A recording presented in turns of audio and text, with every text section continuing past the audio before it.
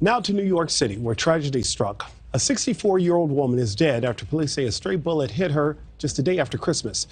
The needless death, just one of more than 1,000 this year. Dre Clark is standing by in New York for us this morning with details on this story. Dre, this is truly a sad story. This woman looks like she was just the victim of a random crime.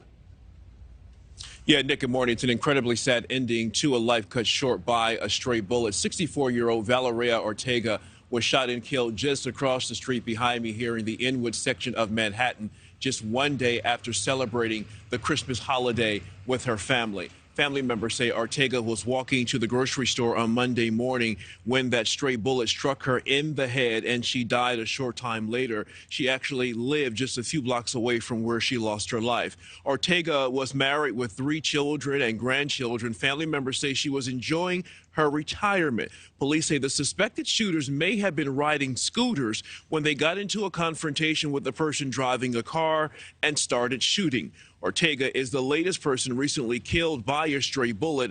On Christmas Eve in New Orleans, popular comedian Brandon Boogie B. Montrell was also shot and killed by a stray bullet while out buying groceries for his grandmother. And in November, hip-hop artist Takeoff from the group The Migos was shot and killed by a stray bullet in Houston, Texas. Now, the Gun Violence Archive categorizes stray bullet shootings as unintentional shootings, and these shootings also include accidental discharge of a gun. The Gun Violence Archive says in 2020 there were roughly 2,300 unintentional shootings, but that number is lower in 2022 with close to 1,600. Daniel Webster with the Johns Hopkins Center for Gun Violence Solutions says there are more guns on the street, and that's contributing to an increase in unintentional shootings.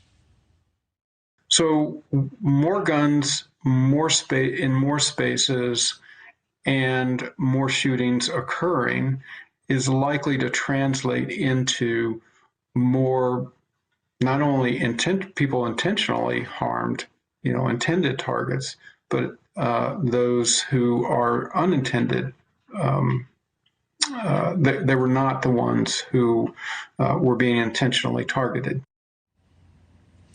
And Webster says there really isn't a bona fide system in place to keep an accurate count on the number of these unintentional shootings. But he says without question, with the number of illegal guns getting into the wrong hands, that's going to raise the possibility that more people may be shot or even killed with stray bullets. Nick?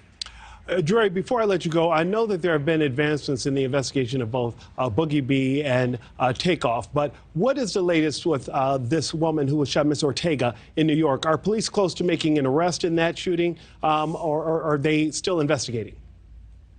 Well, they're still investigating, and as I said a moment ago, the first lead they have is that they believe the shooters were riding on scooters and got into some type of confrontation with the driver and opened fire. One benefit to this investigation is that this area where Mrs. Ortega was killed is surrounded by brand name stores and cameras, and so certainly detectives will be looking at every camera they can to try and track the moves of those individual shooters, both leading up to the shooting and immediately afterwards. And hopefully they'll be able to find those people and get them behind bars. Absolutely, Dre. That is good news. Video evidence can help in identifying a suspect. Thank you so much. Dre Clark reporting.